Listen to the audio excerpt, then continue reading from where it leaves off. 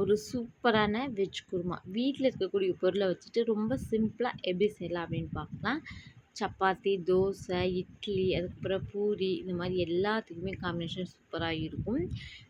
இந்த ரெசிபிக்கு வந்து பார்த்திங்க அப்படின்னா நம்ம வீட்டில் இருக்கிற இன்க்ரீடியன்ஸ் வச்சே செஞ்சுக்கலாம். ஸோ அதை எப்படி செய்யலாம் அப்படின்றத இந்த வீடியோவில் காமிச்சிருக்கேன். நான் இந்த மாதிரி cooking and savings, weight loss இந்த மாதிரி ரிலேட்டடான வீடியோஸ்லாம் போட்டுட்ருக்கேன். உங்களுக்கு இந்த டாப்பிக்லாம் விருப்பம் இருந்துச்சு அப்படின்னா கண்டிப்பாக நம்ம வீடியோஸ் பார்த்துட்டு வீடியோ பிடிச்சிருந்துச்சுன்னா லைக் பண்ணுங்கள். இந்த கண்டென்ட்லாம் பிடிக்கும் அப்படின்னா மறக்காம சேனல் சப்ஸ்கிரைப் பண்ணிக்கோங்க. நான் இன்றைக்கி இந்த எம்டி குருமா வந்து சப்பாத்தி கூட வச்சு சாப்பிட்டேன். ஸோ இப்போ வாங்க எப்படி செய்யலான்னு பார்க்கலாம். இதுக்கு வந்து பார்த்திங்கன்னா ஒரு மிக்ஸி ஜார் எடுத்துக்கோங்க. மிக்ஸி ஜாரில் வந்து பார்த்திங்கன்னா ஒரு கப் அளவுக்கு மினிமமாக ஒரு 50 கிராம் வர அளவுக்கு தேங்காய் துருவல் ஆட் பண்ணிக்கிட்டேன். ஆட் பண்ணிவிட்டு ஒரு 2 வந்து பார்த்திங்க அப்படின்னா முந்திரி, ஒரு 2 ஸ்பூன் அளவுக்கு பொட்டுக்கடலை, 1 ஸ்பூன் அளவுக்கு வந்து பார்த்திங்கன்னா சோம்பு ஆட் பண்ணிக்கிறேன். நிறைய பேர் வந்து பார்த்திங்கன்னா கசகசா ஆட் பண்ணுவாங்க. ஸோ கசகசா வந்து ரொம்ப கொஞ்சம் காஸ்ட்லி அண்ட் அதே மாதிரி வந்து அவ்வளோ சீக்கிரமாக கிடைக்கிது டிபார்ட்மெண்ட் ஸ்டோரில். ஆனால் கொஞ்சம் காஸ்ட்லியாக இருக்கிறதுனால நான் இது செஞ்சுட்டேன். பட் இந்த டேஸ்ட் ரொம்ப ரொம்ப நல்லாயிருக்கும். நீங்கள் கொஞ்சம் காரமாக சாப்பிட்ற பர்சனாக இருந்துச்சு இந்த டைமில் வந்து பார்த்திங்கன்னா கொஞ்சம் ஒரு அரை பச்சை மிளகாயோ இல்லை ஒரு பச்சை மிளகாய் வச்சுக்கிட்டிங்கனாலும் டேஸ்ட் நல்லாயிருக்கும்.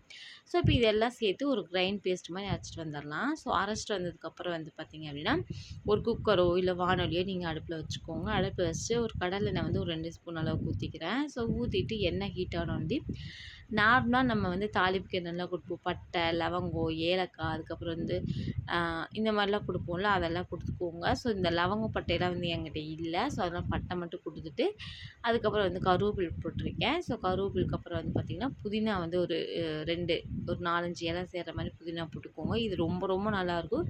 கண்டிப்பாக புதினா ஆட் பண்ணுங்கள். அப்போ தான் அந்த ஃப்ளேவர் வந்து ரொம்ப நல்லாயிருக்கும். அதுக்கப்புறம் ஒரே ஒரு பச்சை மிளகாய் ஆட் பண்ணிக்கிட்டேன். ஸோ இந்த பச்சை மிளகாய் ஆட் பண்ணுறது, மற்றபடி இந்த வெங்காயம் ஆட் பண்ணுறது உங்கள் டேஸ்ட் தகுந்த மாதிரி நீங்கள் ஆட் பண்ணிக்கோங்க. அதுக்கப்புறம் வந்து பார்த்திங்கன்னா இது கொஞ்சம் நல்லா கிரைண்ட் ஆனதுக்கப்புறம் 1 டீஸ்பூன் அளவுக்கு இஞ்சி பூண்டு பேஸ்ட் ஆட் பண்ணிக்கோங்க. நீங்கள் இஞ்சி பூண்டு பேஸ்ட் வந்து பேஸ்ட்டாக ஆட் பண்ணணுன்றதில்ல, தட்டி கூட ஆட் பண்ணிக்கலாம். நல்லா தான் இருக்கும் டேஸ்ட்டு.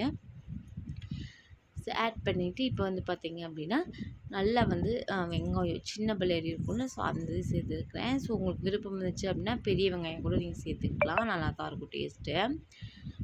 ஸோ இந்த மாதிரி வெங்காயம் சேர்த்ததுக்கப்புறம் நல்லா வதக்கி விட்டுருங்க. அண்ட் ஒரு முக்கியமான விஷயம் என்ன அப்படின்னா இந்த வெங்காயம் சேர்த்துட்டு இந்த டைம் கொஞ்சம் நல்லா வதங்கினோடனே மசாலா சேர்த்துட்டு அதுக்கப்புறம் தக்காளி ஆட் பண்ணுங்கள். ஸோ ஏன் அப்படின்னா இந்த வெங்காயத்துலேயே நீங்கள் மசாலா சேர்த்தும்போது உங்களுக்கு அந்த கிரேவியோட கலர் வந்து ரொம்ப நல்லா வரும். ஸோ இதுக்கு இன்றைக்கி மசாலாக்கு நான் வந்து என்னென்ன ஆட் பண்ணேன் அப்படின்னு சொல்லிக்கிறேன்.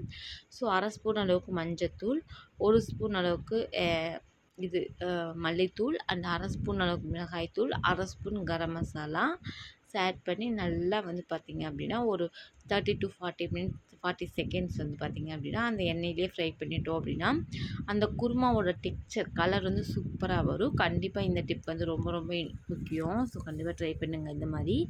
இதெல்லாம் வெந்ததுக்கு அப்புறமேட்டுக்கு வந்து பார்த்திங்கன்னா நம்ம தக்காளி ஆட் பண்ணிக்கலாம். ஸோ இப்போ எல்லாத்தையும் ஆட் பண்ணிக்கலாம். ஆட் பண்ணிவிட்டு தக்காளியும் ஆட் பண்ணிக்கலாம்.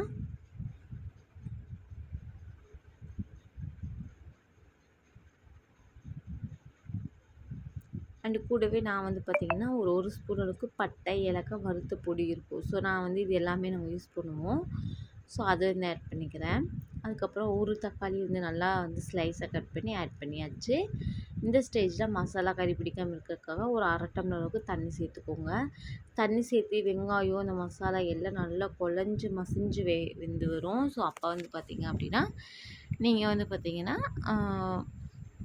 தண்ணி கொஞ்சம் எக்ஸ்ட்ரா ஊற்றிட்டு அந்த மசாலா அரைச்சி வச்சுருந்தோம்ல தேங்காய், பொட்டுக்கடலை அதை ஆட் பண்ணிக்கோங்க. ஆட் பண்ணிவிட்டு நீங்கள் வந்து நார்மலாக இதுலேயே கொதிக்க விடுறதுனால விடலாம். இல்லை அப்படின்னாலும் குக்கர்லேனாலும் ஒரு 2லேருந்து 3 விசில் விட்டுட்டிங்க அப்படின்னா கமன்னு சூப்பரான எம்டி குருமா வந்து ரெடி ஆயிடும். கண்டிப்பாக இதை வந்து இந்த ரெசிபி வந்து ட்ரை பண்ணி பாருங்கள். நான் வந்து பார்த்திங்கன்னா இப்போ வந்து குக்கர்லேயே வந்து பார்த்திங்கன்னா ஒரு 2 விசில் போட்டு இறக்கியாச்சு. சூப்பராக வந்து ரெடி ஆயிடுச்சு. ஸோ இப்படி தான் ஃபைனல் டெக்ஸ்சர் பார்த்திங்கன்னா. ஸோ இந்த மாதிரி இது வந்து நம்ம கடையில் வாங்குற மாதிரியே இருக்கும். இது காரணம் வந்து பார்த்திங்கன்னா அந்த மாதிரி நம்ம அந்த எண்ணெயிலே வந்து வறுத்தோம் பார்த்திங்கன்னா அந்த மிளகாத்தூள், அதுதான் காரணம். ஸோ அந்த மாதிரி ட்ரை பண்ணுங்கள். அப்போ தான் அந்த டெக்ஸ்சர் வந்து வரும். ஸோ வீடியோ பிடிச்சிருந்துச்சா வீடியோக்கு ஒரு லைக் கொடுங்க.